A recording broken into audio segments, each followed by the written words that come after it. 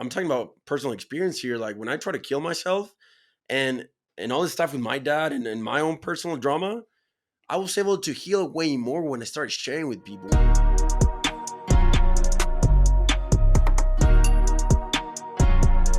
What's up, guys? Welcome to Stand Firm with Ben, episode 2.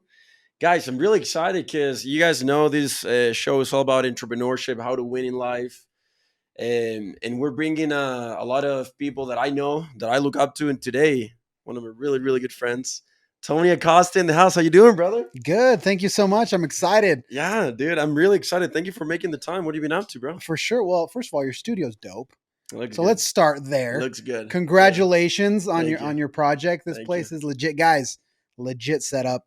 Everything that Ben does is quality. So thank you for having me on. I appreciate We're that. full throttle here, bro. For You know how sure. we go. Dude, it was funny because on the drive here, I was thinking, like, how can I introduce you? But I feel like you have so many freaking titles that I don't even know where to start. Freaking the real estate, the podcast, TEDx, events, like we're public speaking now. Yeah. So you do a lot. So like tell people about yourself. Yeah, for sure. So Everything you do. yeah, well, thank you. I was born here in Utah. I was born here in Provo, Utah. So I've lived in Utah all my life. My main gig, you could say, is real estate. I own a real estate brokerage. I started as an agent back in 2012. I was a showing agent, just opening doors for people until 2017. In 2017, I became what's called a principal broker of that agency. At the time, I was the youngest principal broker in the state of Utah. I was 26 years old. And Wow. I remember I would go to these broker meetings and everyone was like in their 50s, 60s. And so I did that for a while. And then in 2022, I started my own brokerage. And then I got involved in TEDx. We started something that's called the Utah Podcast Coalition, which is basically a networking platform. How many podcasts are you freaking involved in? So with the Podcast Coalition, there's dozens. So basically, like you, because you have that, and you do classes as well there. Yeah. So we train podcasters. Okay. I have my own show. We do TEDx. So I try to be involved. Yeah. Because what I realized going through my own entrepreneurial journey was that one of the variables to success is networking, and it's being able to communicate effectively. I agree 100%. So when I was going through trying to build my business, I realized that if I wanted to get into certain rooms or meet certain people or even sell my product, sell my service even better, I had to develop those communication skills. So it was through those vehicles like the Podcast Coalition, that allowed me to practice doing TEDx, learning how to speak in public. And when did you get involved with TEDx? So TEDx was back during COVID. So I had been wanting, I'd been wanting to do a TEDx talk for a long time. I kept getting rejected. And I finally got you started your own thing. I finally got accepted to 2, but then COVID shut it down. So so I was supposed to speak, TED, whatever. COVID shuts it down. It was in Dallas, Fort Worth area. Yeah. So you were pretty committed. I was committed. Yeah. Applying to everyone. Yeah, I was applying everywhere and I got accepted, but then COVID shut it down and they didn't have the event. And so I was like, man, I know I want to do something with TED. So I started getting involved with the Salt Lake chapter. I went to their event. I met their organizers, and having a conversation with one of them, they're like, hey, there's nothing in Utah County, right? You're in Utah County. I said, yeah. So they were basically like, there's nothing down there. It would be cool to have a TEDx chapter in Utah County, because they had done TEDx UVU, TEDx BYU, but it was like one-offs. Yeah. It wasn't like a consistent every year type of structure. So there was a lot of imposter syndrome there, but we started learning how to do it, and we put on our first event. You crushed it. And now here we are today. It was amazing.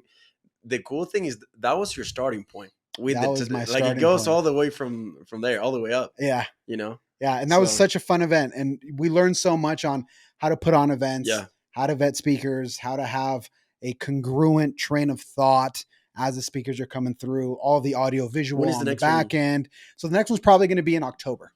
Yeah. We don't have the exact date yet. Yes. It's probably going to be early October is what we're shooting for. How many speakers? Same thing the last time? Might be 6. I might bump it to 8 or 9, but I like 6 because it was a 3-hour event. And so when you get into 10 plus speakers, now it's like a half-day event. Dude, how do you control it? Because I'll be honest with you, I love to learn from people and everything, but it gets to a point that it's like you get tired. It's hard. It's definitely hard. Your brain can only be effective for mine is 3 hours and that's it. Sure. I think the variable is your team. So you have Yeah. to have good people around you. I was blessed to have Ray, who did all of the marketing. She did all the reels. She did all the editing, all of the images. So that was easy because she was able to create a little bit of a social media buzz so that we could sell out the event. At the venue, the team at the venue was awesome. So Nate, Stacy, everyone at the Experience Event Center, they basically took care of all of that. Oh So no, yeah, I didn't have you to had a do, great team. yeah. But I'm So talking about with the speakers though, because like mhm. when you go to events, and I mean, I've been to events that I love the speakers, but like it's like 7, 8 hours long, and it's like 2 months. You get to a point that that's when your brain is like starts to get Yeah. foggy. So how do you control that? So just with the length, right? So TEDx Okay. is unique in the sense that it's only 18 minutes. So you want to do it longer, or I probably would not you wouldn't? for that very same thing. Yeah. So, and it just kind of depends on the event and on the venue. We just had a full day event called Rogue World where it Yeah, I was was gonna from say. 11 a.m. to 8 p.m. Yeah. And so some people like that, some people don't. At that event, Do there you was like like it? 16 speakers. Like If I the can block off a whole day, yes, but it's hard for me to be at an event for a full day. yeah. Right. So if there's something where it can be, I know that it's going to be from 6 p.m. to 9 p.m. and it's going to be 6 to 8 speakers, more condensed. I think that that's a better format. I love the short form for speakers that Yeah. TEDx gives. It's only 18 minutes instead of, okay, you're going to be on for an hour, then you're going to be on for an hour, you're going to Yeah. be on for It's an kind hour. of like a lot. Yeah, it becomes a lot. Even if the speakers are great, it's a long time. Unless you give like energy drinks to the audience Yeah, or so I something. really Yeah. prefer trying to have more quality at short durations, if You that know, makes sense. since we're already talking about public speaking, before we jump into the topics I want to talk with you, we got our audience is young kids, young people, high school, college age, whatever, entrepreneurship, athletes, people that want to do something greater with their lives. And a lot of these people, these guys and girls, they want to get into public speaking. What would advice would you have for somebody that wants to get into public speaking, be on the stage someday? What would be like, I don't want to say like one tip or like Mhm. a few tips that you would tell them to? Yeah, one of the things that I train my speakers and some of the questions that we pose is number one, if you want to be a speaker, ask yourself why. And what I mean by that is it's cool to be on But stage. like, what's your message? What It's are you going to cool, share? right? Right. Why? Like, Okay. why do you want to be up there? Do you want to be Okay. up there for yourself or do you want to be up there because there's a genuine belief that you can contribute something? I like So that. there's always this dichotomy Yeah. between ego and contribution. So it's why do you I feel want to like be that's a on lot. stage? Most A people, lot of them are it's going an to go ego for thing the for sure. ego, right? Yeah. And so, but those speakers usually don't last very long, or they can't really get a good depth of message. It's very superficial because they're just there to look cool and to be on stage. But the people that can develop a message and want to come from a place of contribution versus ego, those are the speakers that do well. So if there's someone that wants to be a speaker, that's the first question. Okay. Why do you even want to be on stage in the first place? And then, second of all, as you mentioned, what is your message? Like, what have you gone through? What experience do you have? Because when you're at an event and a speaker is on stage, you have to realize that the audience is asking themselves the question, why would I listen to you? I agree. And so you have to answer that question for yourself. Whatever you want to talk about, why would I listen to you? What do you got? And so that's not to discourage anybody, but when you're young, sometimes you have to go through some things or you have to learn or build something so that then you can have credibility on Dude, stage. I think that's so important because we live in a society right now that everybody's good at freaking talking Mhm. or speaking. Like, dude, I talk to people and it's like, oh, dude, I want to be in a stage, I want to speak. I'm like, bro, like, what the hell are you done in your life? You gotta earn that. Like, what are you gonna Mhm. share? Like, what's the credibility? As you said, like, what's your evidence? You gotta make something out of yourself and what you're gonna share with the world. Yeah, and You one of my know, favorite quotes is from Alex Hormozy. He talks about confidence. But he says that confidence, true confidence, doesn't come from affirmations. so you can build. It doesn't come Yeah, from like going in the mirror and having a vision board. True confidence comes from stacking undeniable proof yeah, that you are who you say you yeah, are. So when you look at it that way, it's okay, what do I have confidence in and where does that confidence come from? yeah. And I've seen it a lot also in the real estate industry because I do a lot of agent training. And there are a lot of agents that want to teach realtors how to be good realtors, but they don't sell that many homes. So I feel like in many cases we have it in the reverse order. First, you have to build something, first, you have to do something, and then you can stand on stage and talk about what you did. Dude, The problem is everybody has it in the wrong order. it's so annoying. I feel like even with like social media, you go and everybody's giving you advice and coaching, and then you like see their business and they build a business out of coaching people on how to coach people or like stuff like that. Yeah, it And it's happens all the time. like, can I buy your product? Like, can I go see your HQ? Can I see that like your culture and your team? Like, Like, what do you have? So I Because think, it's that question. yeah, Why would I listen to you? yeah. No, dude, I love it. All right, dude, let's jump into this thing. One of the things I was telling you in the beginning that I teach people is you got your identity, your purpose, and that's the general stuff. And with a lot of people that I work with, then we break it down to how you're going to do those things. Then we have passion, your vehicle, and how to help people. What's your message? And I wanted to bring you and talk with you about this because I feel like from most of the people that I know, you do it pretty good. It's pretty like I mean, as we were talking in the beginning. So I really wanna get your take on this. How can people do those things? How they find their passion? How can they find a good vehicle to fulfill their passion? And their message, how can they help people with turning their mess into their message? So let's jump into the first one, with the passion one. How would you help somebody identify their passion, the things they're good at? Because some young kids that they listen to our stuff and everything, they're like, bro, I mean, I'm not really good at anything, like where do I start, Mhm. like what's your take on it? Yeah. So the way that I normally look at that is, in order to find your passion, you have to ask yourself certain questions. Yeah, So everybody wants to live from their passion. Everybody talks about that.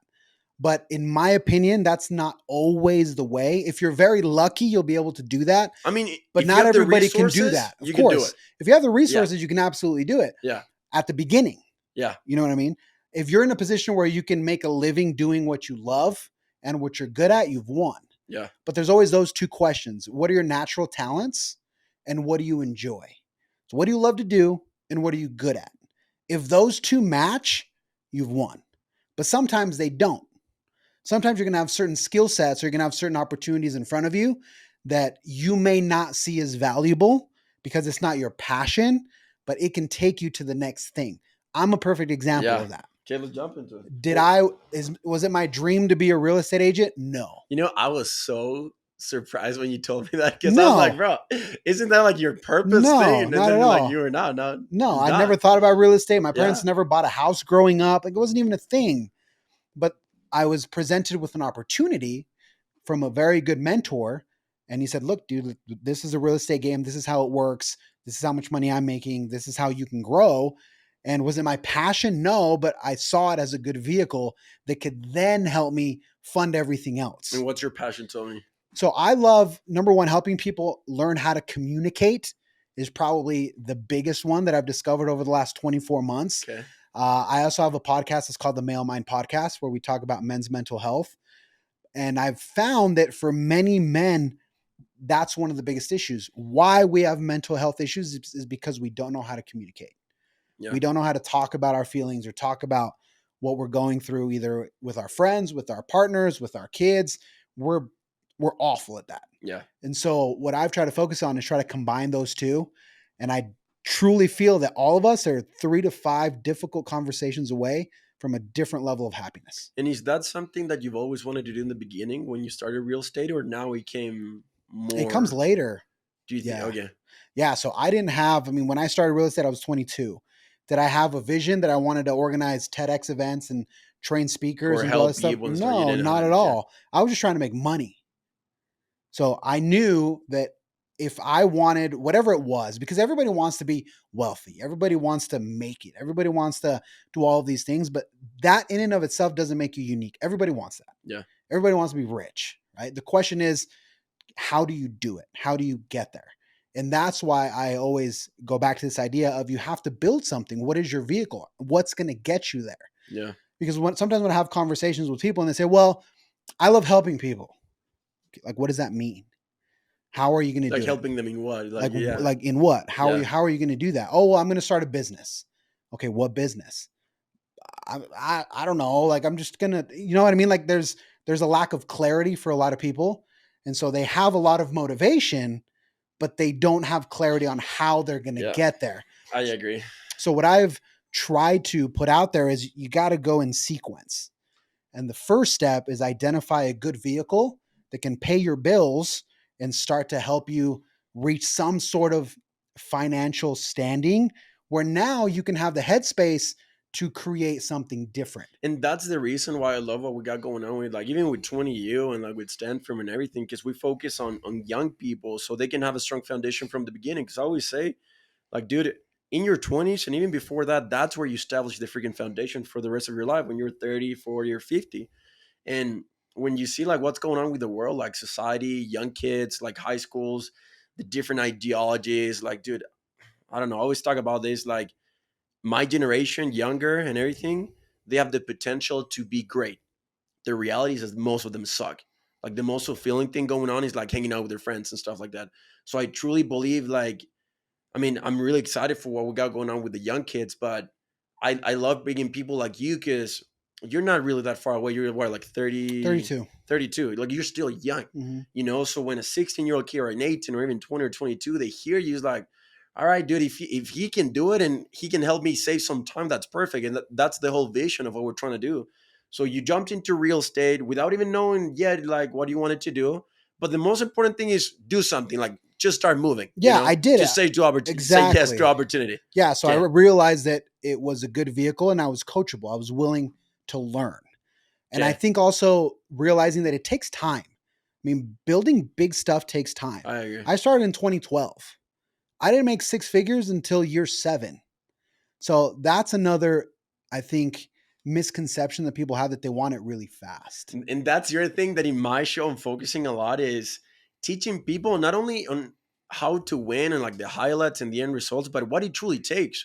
Because like you go to social media and everybody wants to be an entrepreneur, everybody wants to be a business owner, everybody's like, oh, be your own boss and all this stuff. I'm like, bro, do you even know what it freaking takes? Yeah. Do you know the freaking anxiety and depression and the times you want to quit, the times you want to kill yourself because you see a vision that most people don't? Well, it's a challenge, and It is. you have to start from the bottom. Yeah. So in my case, I started as a showing agent. What a showing agent is I didn't have any clients.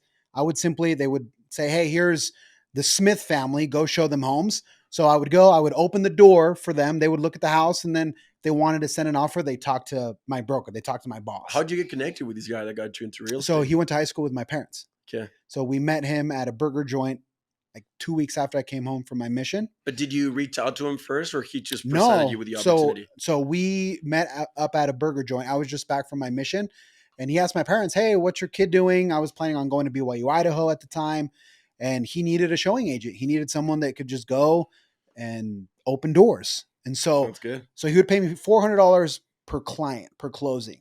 But he Okay. was charging 3% commission. So he was making six, seven, $8,000 per deal, and he was paying me $400. And I was the one that was driving around, opening Like the doing all the doors. work. Right. I did that for 5 years, That's a not lot. 5 weeks, not 5 months, 5 years to be able to train and learn. And I feel grateful because he Yeah. gave me that opportunity. I want to take some stuff. Sorry to interrupt you in No, this go one, ahead. but first thing, say yes to opportunity. A lot of people, I don't know, dude, a lot of doors have been open in my life because I was always willing to try and learn. And there's a lot of opportunities that I was like, yeah, it doesn't really align with me. But I mean, you get to learn. It's the experience. So first thing, say yes. Second thing, for how long did you do it? 5 years? 5 years before Okay. I even got close to sniffing six figures. Okay. Let's talk about what you went through during those 5 years, like the mental stuff, the mental skills, what it takes, because that's something that I also focus a lot here in the show. Is if you want to win, it takes discipline, mental toughness, freaking grit, resilience, endurance, like all that stuff that most kids they don't have right now. Right. Like So the for most, me, yeah. yeah. So for me, what I realize is I'm a very practical guy in terms of everything's a math equation. Okay. So for me, I lived very, very cheaply. So I Okay. lived at home. You weren't married. I was not. Okay. So I lived. Just you. Yep, I lived at home. What he paid me was good enough. I had $1,000 a month salary, and then he would pay me $400 whenever there was a deal. Right. So I could live off of $1,000, and I was good. So I knew that if I could live cheaply, I could get more opportunities because I didn't need so much money at the beginning because I didn't have any experience. So I needed to gain that experience. So the way I saw it was, okay, if I can make $1,000 a month to learn, I'm getting paid to learn, I'll take that deal all day long. But for some folks, if you try to get to the money too fast, you haven't developed the skills yet. Yeah. So I needed to pay the price to Yeah. develop the skills. And by paying the price, I mean making less money for 4 or 5 years until now I felt like I was an expert. I was a good agent. Now I'm in a position where I can go out and with confidence say, hey, I can help you reach your real estate goals. And now I'm worth thousands instead of hundreds, but you got to be willing to pay that price. And for me, that was 3, 4, 5 years of work, making very little money, living at home, not being fancy, just I love bare that minimum, perspective bare because it's minimum. playing the long term game. Mm-hmm. I feel like, I mean, with young people, everybody's like thinking the short term game, oh, the quick thing, the quick fix, money here, money there, and then they get stuck in life and they don't keep making progress. So, who taught you that? How'd you learn that? Because My mentor. your Yep. So mentor. yep. So Daniel is he's a phenomenal entrepreneur. So big shout out to him. And he would always say like we'll get there, we'll grow, keep learning. He would force me to be in uncomfortable Okay, situations. that's awesome. Okay. If there was like a deal that was going south and we had to talk to the agent or negotiate or the client wasn't happy for some reason, he forced me to have those conversations. He forced me to learn how to do these things, how to develop these skills so that later I could do it on my own. Would you recommend that to young people? Absolutely. The mentorship Yes, you thing? need one. Yeah. So whatever vehicle you're going to choose, you need a good mentor Yeah. that is willing to actually care and teach you. And I feel like Daniel did that very, very well. Uh, to just give me an opportunity. And I remember I would go to the office. He would spend extra time. He would show me things on the whiteboard. So he really took the time to show me. And I understood that I didn't know everything. So I received all of that coaching 100%. And I did everything that he told me to do. Did you know them beforehand? I did not. My parents did because they went to high school together, but I had no idea who this guy was. Let's talk about this, about the vehicle part, because okay, now you know your passion. That's where you're going north, and everything that you got going on with people, man, and everything, the podcast and all this stuff that you do with the vehicle stuff, which I think this is crucial because again, as we said in the beginning, it's not just like, oh, chase your dreams and become a no. You need a good financial vehicle. For me, dude, I love Stand Firm because it's literally like 20U, but he's like with another name too, and it's 20U still there, so it's a pretty good vehicle too. But a lot of young kids, what I've seen in my life, because now I have a lot of people reaching out to me and be like, Ben, how can I like work with you? How can I do this? And I'm like, okay, what value can you bring to my life? Like, what can you do? Like, instead of freaking asking me, and yeah, you can be here, you're gonna win if you stick around. I'll teach you all this stuff, but like the stuff that I've done, but like, what value can you bring? And a lot of young kids, it's funny because they just want to be like around someone. But I mean, dude, I met this guy Armani, which is I love him, dude. Like working with him has been a huge blessing in my life. He's a great example for me. And what I've realized is that when I met him, I saw all his problems and stuff that he wanted to build, and I was like, dude, I can do that for him. I can do this, and this. And instead of me being like, oh, dude, can I work with you? What can I do? And him do the thinking, I recognized the opportunity, and I was like, dude, let's talk. I can do this, and also this and this, and I just over delivered. Mm. And then now we're working together. We have this event. I'm speaking in front of like 5,000-6,000 people. Like the opportunity just for me taking initiative, recognizing something, and I already had the skills. That's the other thing. Mm. I feel like, I mean, I don't feel like it's just, I don't know why I keep saying I feel like when it's a fact. Young kids, they have to develop skills. Yeah, you have to develop skills, What and that's would you going to take time. say, but the mental skills though, which it's not like preached a lot, like the discipline part of like the freaking mental toughness, all that stuff. What were the main skills that paid off big time for you when you started? So I needed to see the back end of running a business. Okay. I needed to see the day to day, what it was like to run a team, what it was like to hire people, all of those things. I mean, with Daniel, I got to basically when we started, it was just him, his partner, and myself. And when I left there, it was an organization of like almost 40 people. Oh, so you were in the beginning. I was the Dude, first one. That's awesome. And so I got to see from inception to a large organization, which it is now. I got to view that whole entire growth, Dude, building stuff from and be a scratch part of it. is Exactly. so fun. And so the fact that I got to see that, take Yeah. notes, be coachable, learn, be willing to take very little money just to be in the room, sit there, shut up, take notes, and then implement things, I think was one of the things that really, really helped me. And now, because I saw the blueprint, now I just replicate it on my own. But again, it took 5 years making very little money to be able to be in the room, to see the blueprint, to learn the process, to see how it's done. And too often we don't have the experience. Even if you listen to podcasts or books. That might help you a little bit, Yeah, it's like a but theory you need to stuff. be in the room. You Yeah. need to see the ins and outs of actually running a company, running a team, hiring people, training people. There's so much behind the scenes of running a company that people don't even realize. And everybody says, I want to run a business, I want to be an entrepreneur. Okay, what do you know about accounting? What do you know about legal? What do you know about human resources? What do you know about software that you're going to need to either buy or develop? Do you know how to hire? Do you know how to train? Do you have onboarding process? I Yeah. mean, all of that You're the one I building had all the I systems. had no clue. Yeah. I had no clue. But because I was able to view that process from beginning to end, I learned it. And so now I can sit with agents or stand in front of a room full of agents saying, I know how to do this because I've done it twice. I've been a part of a huge That's awesome. process. And so again, it just kind of goes back to why would I listen to you? Because I've already done it. Yeah. But that takes time and it takes, I think, humility and willingness to be coached and just put in the work. Even if Yeah. maybe you're not making millions, you're not going to until you're worth millions.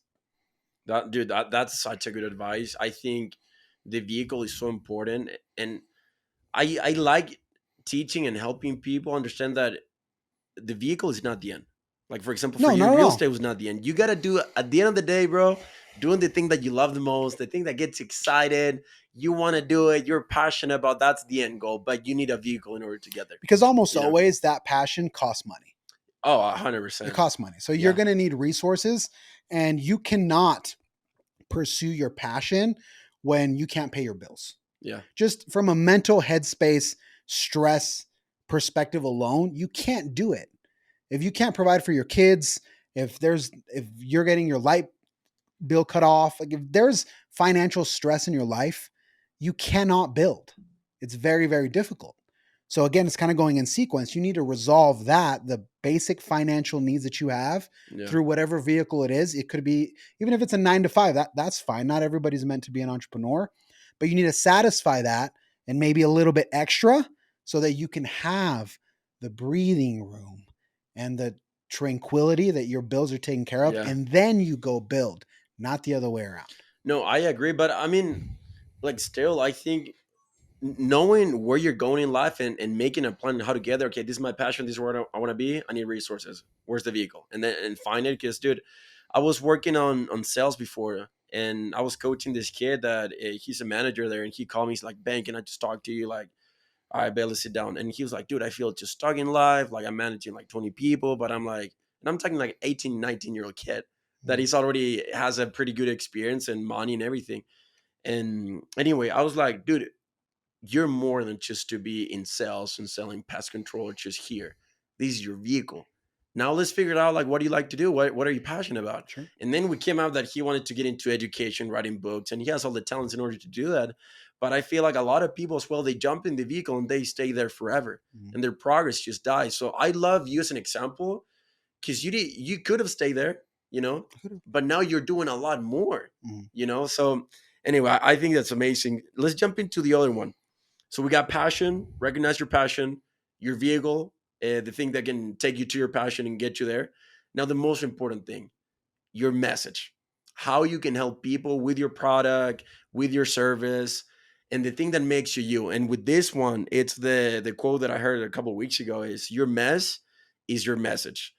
Why do you love helping men, Tony? Yeah, so there's a good story that exemplifies this from someone that wanted to speak or wants to speak at TED. So Okay. as you can imagine with TED, we get hundreds of Oh, for applications, sure. bunch of Yeah. applications, and we go through those one at a time. We read all of it one by one by one. So I was having a conversation with a lady. Her name is Anne, and she was telling me this tragic story. I mean, she was not able to get pregnant for years. She was trying, like she just felt that she was a failure as a woman because she couldn't get pregnant.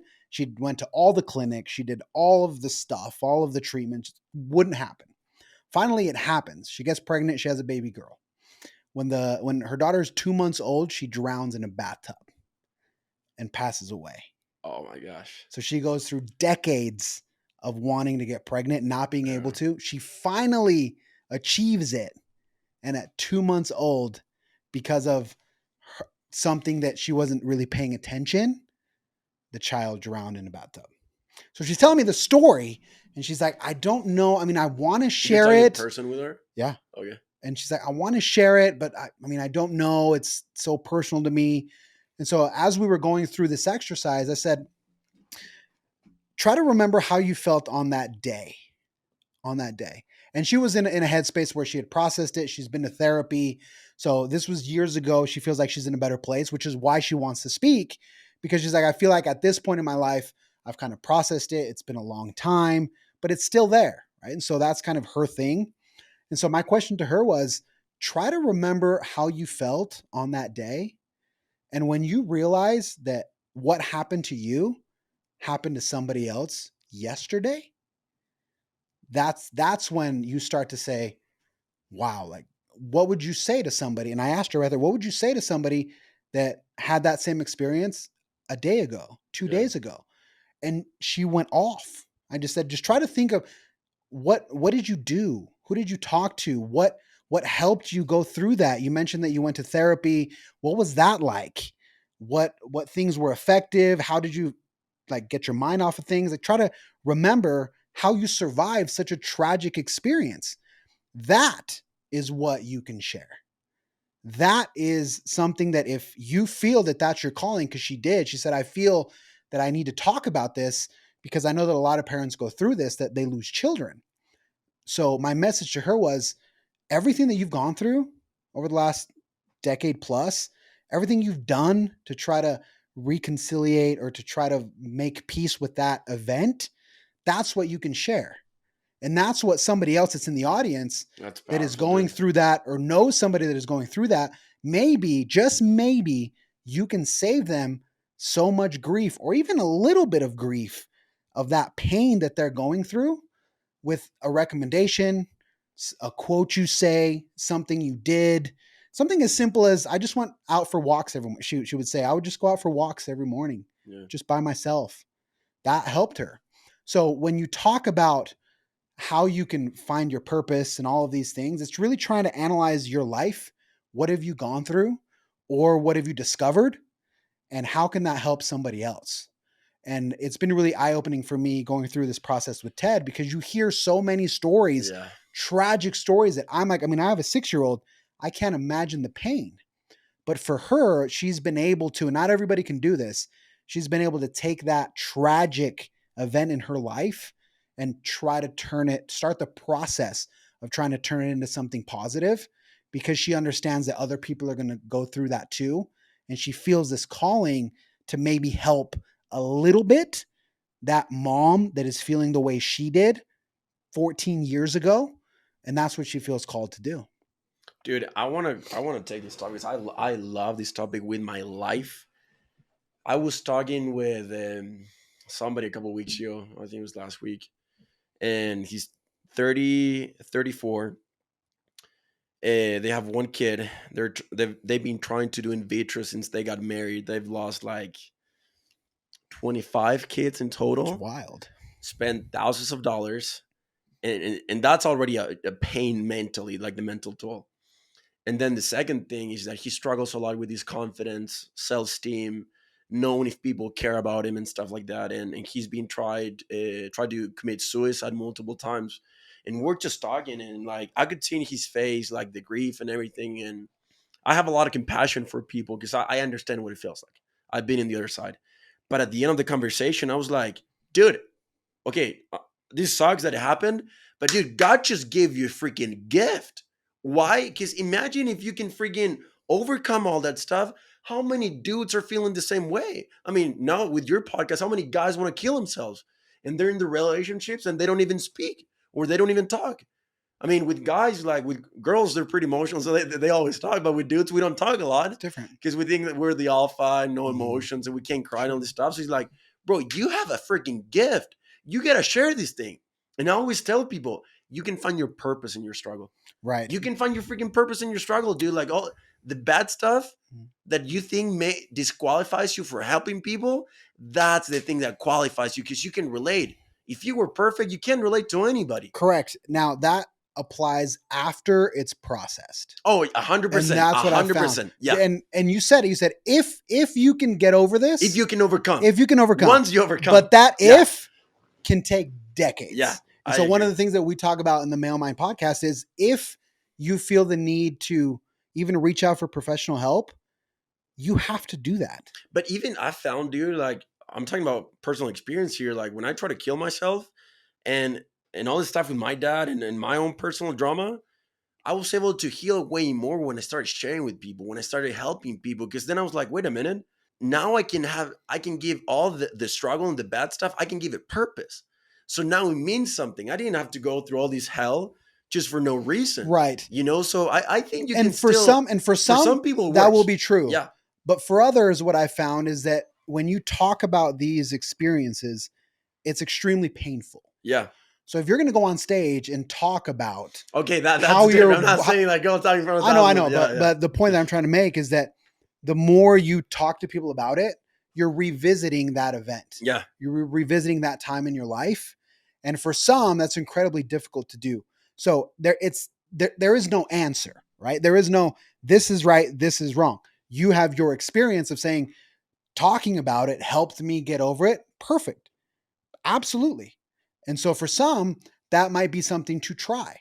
Oh yeah. Try talking to people about it. Yeah. Try, but if you feel that that is too painful, I've grown empathetic to this and I've learned it through TED.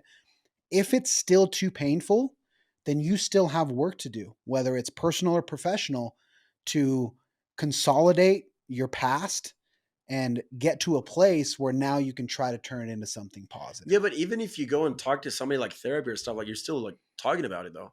So I think just the Yes, principle of getting it out of your sure, chest, of course. if it's with one, five, I mean, if you start with one, then it could be five, then multiple once you're like completely healed from it. But I just think just talking about it, I mean, people can relate to it.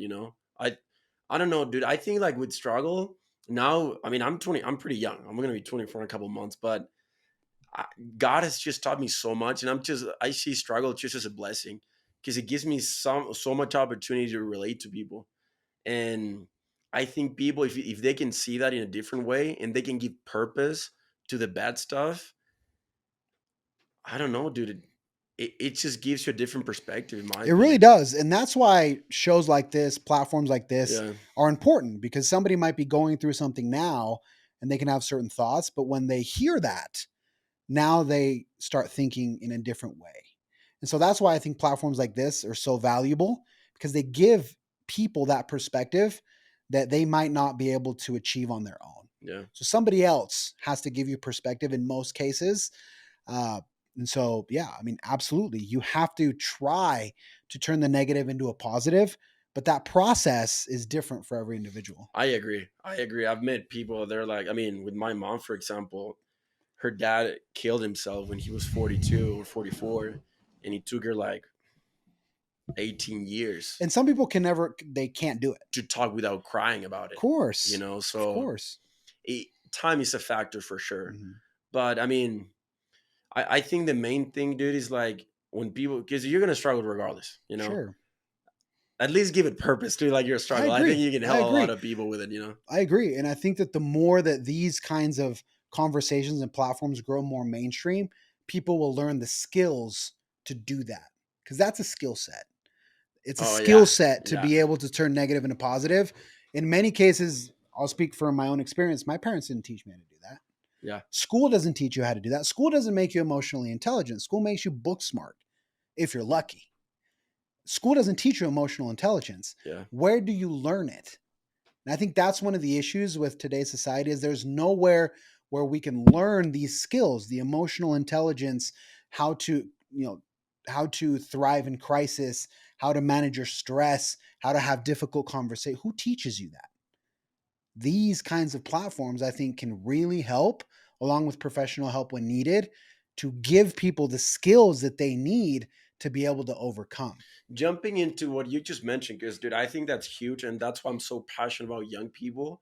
Because when I was growing up, I didn't have anybody that I could relate. Like, let's say I was 15 or 16, and they're in their 20s, and they were making something out of themselves, and I was like, oh, that's somebody I can look up to and like follow his lead or whatever he's doing. So, and I truly see that the system, government, freaking politics, the education, I think is a mess, dude. Like, it's designed for you to fail. Like they don't teach you skills. They don't teach you like real stuff. They don't teach you like freaking finances or taxes Well, or the mental yeah, skills it takes to win. It's like other type of education.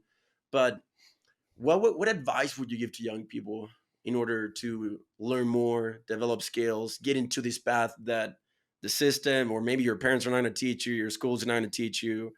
Like, what would you say to them? I think learning how to self educate is huge, Yeah, and understanding that if you have a problem in your life, most likely it's because there's something that you don't know. For example, if you have problems with your kids, there's something you don't know about parenting, or there's some skill that you haven't developed, or there's some concept or something's missing there that you're crashing. If you're having problems in your marriage, same thing. There's some issue. Is it a communication issue? Is it a time management issue? Is it what is it? There's something there. And so far too often we have these issues, but we don't really do much to fix them. In the sense of, you're having problems in your marriage. How many books have you read about marriage, bro? I'm If not right here though, but or that's so true. That like your wife is pregnant yeah, and you're anxious. I've gone through this. It's scary. You'll feel it someday, because now you have this little human and you're in charge of them, and it's scary and it's hard and it's. But how many podcasts do you listen to about parenting? How many books have you read about parenting? We don't self educate. We don't do it. We don't have that habit. So if you're someone that's young and you want to get in whatever it is, or you want to have a better relationship, or you want to have a better physique, you need to educate yourself on what that even looks like.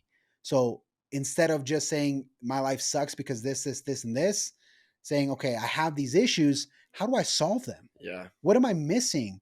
It could be a book, it could be a podcast, it could be a number of things, but you have to seek that out and recognize that there's a lack, there's something that you don't know. Where can you find that information? Plus, especially right now, there's like so much information out there that is like, if you don't know something or skill, it's literally on you because there's so much. Like even the internet, everything for free. Yeah, it's just taking back responsibility. Yeah, It's being accountable to yourself yeah. instead of blaming other people. It's saying, all right, I have ignorance in this topic. I need to get better at this. I mean, I feel like with younger generation, that's one of a huge one. It's a big problem Why do you think it's like that though? because it's easy to point the finger at everybody else, or even the system itself.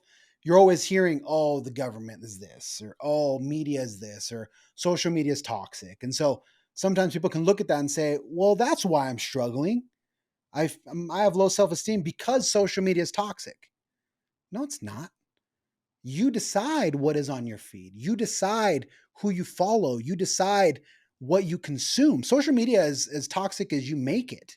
It's a great tool, but it can It can destroy be you a great too. tool. So Yeah, if you say, I don't have self esteem because of social media, it's not social media. It's the context, the bucket that you're putting social media in, and your feed. Who are you following? What are you watching? If you know that there's people that make you feel some type of way, when either you see them be successful, so it makes you sad. You see somebody that is in shape, so it makes you feel that you're fat. You're having these feelings, you got to recognize those and either take a break from that person or use it as motivation instead of allowing the platform to dig that hole deeper and deeper and deeper and deeper. So just having that self-awareness of, hey, it's not the social media is toxic, it's what I'm consuming. It's the way I react when I see Ben in a studio, when I see Ben on stage. I want to be like Ben, so I'm envious. It makes me sad that I'm not as cool as Ben, and I want to be as cool as Ben. And so now I'm doubting my own self-worth, my own self-esteem. Maybe I shouldn't follow Ben until I can get to a mental headspace where I can genuinely root for you, where it doesn't make me yeah, feel insecure yeah. when you win. And you know what? I think with that, because I was just thinking about it, I feel like when a lot of young kids, like when you think about the root of the problem, it's you go back to social media because they show you the end result, they show you the highlights, they show you what they've accomplished, but people are not showing you, bro, what it truly takes, dude. Like I got guys or kids like telling me like, "Oh, dude, how'd you do this? Bro? I freaking worked my ass off for years. You have no idea all the many times I wanted to kill myself. Like all the times I wanted to quit, all the times people talk crap about me, like all the times I was like, because dude, mentally, I'm like effed up, and I take pride in it. Because he's like, if I can overcome and do what I'm doing, everybody can. But he's like, with what I want to do with my life, with this show, with everything, is show you what it truly takes, dude. Because again, it's not for everybody. It's not all like sunshine and rainbows and oh, your passion, you can be a millionaire and be an Oscar. No, bro, it takes freaking huge balls. It takes a lot of ego, a lot of vision, a lot of freaking faith, a lot of late nights. Yeah. Like whatever you're doing, dude, like with TEDx, like freaking, I imagine all the rejection you've been through in your life to get at that place. Like I It's a remember you challenge. posted the video of like the Anuel song or something like Oh that, yeah. and he was like, "Yeah, take that guy." Dude, I love it. I love it because Yeah. people don't show you that, Right. you know. And I think with entrepreneurs or even with successful people, it's a huge mistake that they're doing because they got to show more about the real stuff, what it truly I takes. agree. I You agree. know, I think that is more valuable than showing the Lambos or showing the boats and don't stuff. get me wrong. I flex it as much as you can, please. I But actually, it's like yeah, show the process. yeah. I mean, I think one has to come first, Yeah, right? I think that it's more valuable to show people the ins and outs, the everyday, than the fancy stuff. I get that the fancy stuff can be aspirational for a lot of people, especially young people. yeah, They see the Lambo that gets them hyped up, but there's so much that goes into getting the Lambo. It's yeah, $300,000 yeah, of extra money that you have to create. It's not easy to do. yeah. So I think it's just putting things in the proper context to if you're young and you know that you want to do these things, look around you and see what opportunities do you have now. Does your family run a business? A lot of people they don't want to be in the family business. They want does your family own a business? Do you have an uncle that is a whatever? They have a business or try to be mindful of your surroundings and try to find opportunity. Usually you'll be able to find quite a bit of opportunity right where you're from that can get you a start and then over time then you'll be able to build big shit. No, dude. I mean, that was it mainly. I mean, with social media, everything, what's going on. I just wanted to get your out because we gotta wrap it up. But a 16-year-old kid, 18-year-old kid, they want to get better. They're reading books, going to the gym, do all this stuff. What would your advice to them right now? Just Like they keep want to get doing into it. entrepreneurship. Keep doing it. Just Yeah, keep doing it. And eventually you'll find something. Eventually it's going to hit you. And if again, think about what are you good at and what do you love? If you can combine those two, you've won the lottery. so just keep moving. Just keep exploring, Yeah, keep trying different things. If you don't know yet, you haven't tried enough things. You have to try things so that you can discover your natural talents and what you're truly passionate about. Because you have to put practicality behind your goals. Again, everybody wants to help people. That doesn't mean anything until you put it in a container where this is the thing that is going to help people. In your case, Stand Firm is the platform where the content is going to live that people can have access to that's going to change their mindset. Now you have a container. yeah. You have to build a container of what does that even mean? You want to be wealthy? Everybody does. Want to be successful? Everybody does. It doesn't mean anything anymore. You gotta be more specific. You got to be way more specific. Did you Because try things before real estate? yeah, What else did you I try? worked fast food, I worked call centers, I went on a mission, and all of those things helped me. All those things gave me skills that I use today. I Okay. coach sports, so I knew that I love basketball, and so but I found this opportunity. Real estate was my opportunity, and maybe for the people that are listening, maybe people have pitched you stuff. I got into real estate because my parents told me to. What are your parents telling you? Maybe you should pay a little bit more attention. Maybe not think they're crazy. Maybe they've got a point. Maybe they see something that you don't. I didn't want to do real estate. I wanted to go off to BYU, Idaho and hang out with my friends and Yeah. date chicks and do the college thing. But my parents, specifically my mom, said, "No, this is a good thing. You should consider this." And for a time I didn't want to. She had to drag me to the meetings. I was 22 years old and I went to the meeting with my mom. At age 22, almost age 23. So sometimes your parents have a point. Listen to them a little bit more, give them a chance to explain. Because I have found that when I listen to my parents, usually, even if maybe they don't communicate it the right way, usually they're onto something. So if you're 16, 17, 18, maybe your parents have ideas that you think are wild, Yeah. give them a chance. There might be something there that can set you up. Maybe your dad's buddy, you can work for him. You just don't know. But if you're 16, 17, 18, it's going to take some time. So be patient, be willing to work, live as cheaply as possible. I think that's a big one. Live as cheaply as possible. so that you have the time and you don't need to make $30, $40 an hour. You can go work for someone for very little money to learn the skills. Dude, I love it because I feel like when you're young or even in your 20s is the exploration time. That's it. Like just explore options. I That's wanted it. to. I moved to the States because I wanted to be a motocross rider. That Yeah. was my goal. So That was my thing. And you then I ended was up like, somewhere completely different, yeah, and you've seen opportunities, whether it's apparel or events or going having coffee with me at Starbucks. And like I never imagined. I mean, I kind of like had an idea that I was meant for something great, but I was like, I'm gonna go to ride dirt bikes. That's the thing. sure, And then I was like, hey, maybe I can actually start something here. but I think that's the final punchline that we can end on, Yeah, is you didn't know what it was. yeah. You I thought, just knew there was something there. right, but you didn't know Yeah, what. yeah, You didn't know it was apparel 20U. You didn't yeah. know it was this. You didn't know what it was. You thought it was something else. But as you went through life, you started meeting people, you started recognizing opportunities, being smart, networking, and now here you are. But 5, 6, 7, 8 years ago, I have no idea where I was you had going. no idea. And and this may not be it either. Does that make sense? But now I think it's more clear in my It's more mind where clear, I but want to we go, might be though. on in another podcast in 8 years. You'd be like, you remember that Stanford thing? Yeah, that was dope. But you know what I mean? And the same thing for me. Yeah, Whatever I'm doing, it may not be the thing. So as you go through life, it's not one thing. It's not one thing. People evolve, life moves. And just be open, be aware, be willing to contribute, be willing to just try to help people as much as you can. And eventually, you'll start to develop skills, you'll start to find opportunities, and you'll start to build and you'll start to grow. dude, I love it. Let's wrap it up there because I think that's really cool. Just keep moving forward. Tony, I appreciate your time. Thank you for coming. Yeah, we're gonna post more stuff in our social media and everything. So stay tuned for more information. Yeah. See Cool. you guys later and have a great day too.